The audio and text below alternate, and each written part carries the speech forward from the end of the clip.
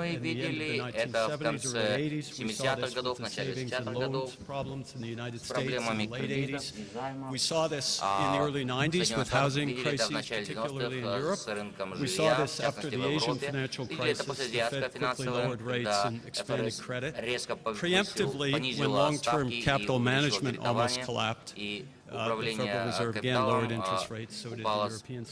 То же самое происходило примерно с Европейским центральным банком в последний цикл, и мы видели в 2000 году с техническим пузырем, и в 2008 году с кризисом, связанным с ипотекой нестандартного жилья в США. Всякий раз, когда мы сталкиваемся с проблемой, вместо того, чтобы дать возможность случиться дефолтом, мы начинаем выручать финансовые учреждения. For banks and financial institutions, you can do well when times go down because you're bailed out, and you do very well when times are up because you make the profits when times are up. And that sets a bad incentive structure, which is the sickness of the overall system. Тему стимулирования — это болезнь всей системы. Если теперь переключиться на следующий слайд и затем на последующий, здесь можно увидеть, вот эта картинка нам показывает то, что я бы назвал цикл глобального дня, те события, которые произошли и произойдут. Посмотрим на нижний левый угол. Это после кризиса центральные банки и различные фискальные группы начали выручать тех людей, кто сделал это в прошлом. After we have these big bailouts, we always tighten up on regulation and we say we're going to make it smarter and better. So up there is Senator Dodd, who's been very instrumental in the financial reform bill in the United States, and there's Chancellor Merkel, who is fighting now within Europe for better regulation of European fiscal policies and bank policies. They try hard. Once they get the regulation in place, remember we had Basel I in the 70s, Basel II in the early 90s, we'll have Basel III shortly. Once they get it in place, the next chart, next pictures there are Bob Diamond at Barclays Bank, one of the most aggressive banks, I think, in the world these days. And then yesterday, the Prime Minister of Canada spoke. That's the number 2 bank, Toronto Dominion. The CEO of that bank last year made the comment that to investors, you can buy our bonds because even if we do something stupid, we must realize the government of Canada will never let us fail. That is moral hazard, of course, and it's the problem in our banking system. These people can borrow knowing that the government will bail them out at very cheap rates. They become the best credits in our societies, and they therefore channel credit. And they have an incentive to channel it to risky ventures because that's where they make their profits and they don't pay with the losses. And that is what goes on. So they, once we finish this next round of regulation, will have very strong incentives to relax that regulation by finding ways and means around it. And there will be ways, there always are, because you can't write down enough regulation and you can't change it quickly enough to capture all the things that will go wrong in the future. Well, there's another problem, and that's the picture of the child in the candy shop. As someone said yesterday, there are over 200 nations in the world. Each of those nations has their own bank regulator. As a politician, in the short run, if you relax bank regulation, you allow more credit expansion. If you reduce leverage requirements, you allow more credit expansion. And that generates a cycle, a boom in your economy. Fantastic ahead of an election. You can argue in the 1990s that the rapid liberalization of credit markets in the United States really contributed to the tech boom, also contributed to the success of Clinton. These type of deregulations will go on, and when they go on, other countries follow suit because their banks otherwise aren't competitive. So as those other countries follow suit, regulation around the world goes down. And that is very much likely to be the cycle that we go into again, because that's what we've gone into in the past. Regulation goes down, the banks take more and more risk. If you're a bank, you have to copy the other banks or else you don't make profits, and we end up with a new collapse, and then we bail the whole system out again. And that is what we call the doomsday cycle, and I think there's nothing that's going on today to make us think it's changing. Должно нас задуматься о том, что происходит сегодня, если мы хотим поменять этот. These are just pointing out that what we've done with this particular bailout is make the problem ever greater than it ever has been. We bailed out every single big commercial bank now in the United States. At least we've made it clear that they're all backed by the sovereign.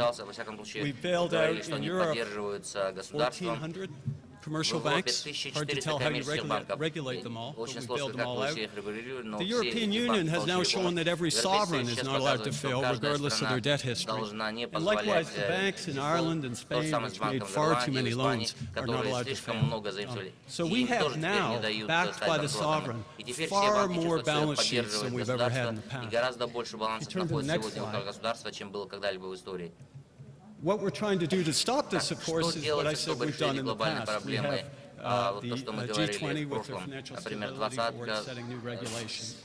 We have Basel III, which are new set of reforms that are trying to correct the egregious errors of Basel II. But why did those errors exist? There will be new errors in Basel III, of course, whether by choice or by design. And the other measures that we're planning, derivatives moving to clearinghouses, of course, will make things safer. Tax reforms won't make that much difference. You can change wages, but people will get around it. It's very, very difficult to get around a dynamic private sector with strong profit incentives, of course.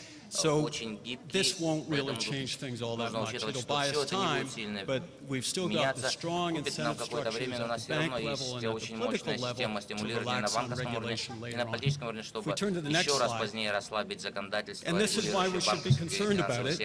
You can take this from Europe too, but this shows the United States. The black line at the top is credit relative to GDP in the society, all forms of credit, and you see it's growing and growing. As you deregulate, you allow more credit growth, and that has big impacts on the economy, of course, short term.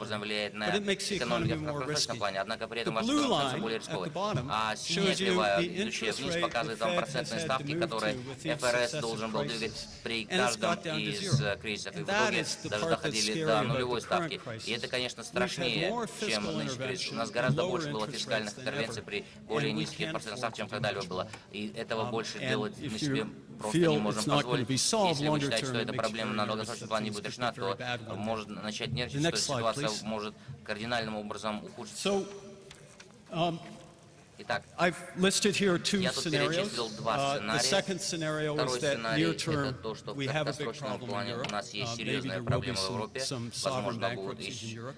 I doubt it, because the ECB and the European Union will do everything they can to preserve the Eurozone intact. It's all too interlinked to the commercial banks, so probably it will survive with massive monetary easing.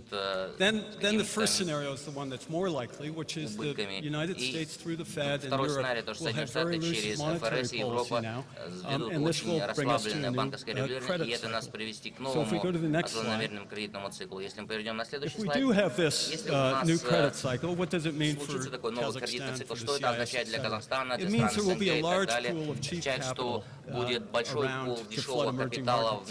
As a bank manager, you can't help but go to Russia, go to Kazakhstan and think these countries with their low debt, low deficits are a much better credit risk than other countries in the periphery of Europe or even the United States to some extent. This is where a lot of money wants to come, and it will come here. And what you have to understand is it will generate a cycle, it'll feel like a boom again, but it is money coming from a sick financial system that may one day cut it off again in a new crisis. Turn to the next slide. This, of course, is what makes Kazakhstan more prone to risk than other countries, is the dependence on commodities. We see when you flood markets with liquidity, commodity prices shoot up, and then when things break apart, the commodity prices fall. And they fall for two reasons. One is because credit may collapse in a new crisis, or two, because the supply just comes online. It takes longer in metals than it does in wheat, etc. We've seen wheat prices now return to their historical levels, metals, etc. The supply is growing very fast. Who knows where these will end up, but it gives people the image of a boom for a period, gives you reason to think the credit coming in makes a lot of sense, and then if you realize the suppliers of credit are doing it in a way that's very risky, your country gets into trouble. So let me turn to the next slide. This is a bit of a hyperbole, but it's the volcano in Iceland blowing up. I mean, Iceland was a banking system that got a lot of credit, 10 times GDP. брала много кредитов в 10 раз больше собственного ВВП в хорошие времена, но это была одна из первых стран, которая рухнула под влиянием кризиса. Если мы будем продолжать работу такого рода ситуации кредитного бума, очень много будет других ситуаций, и у стран будут такие же серьезные проблемы. От этого надо пытаться защитить. Я считаю, один из моментов, который делают в этой ситуации, они начинают обвинять получателей кредита, то есть те, кто занимает. Но так ведь те, кто дают кредит, также в этом виноваты. И если вы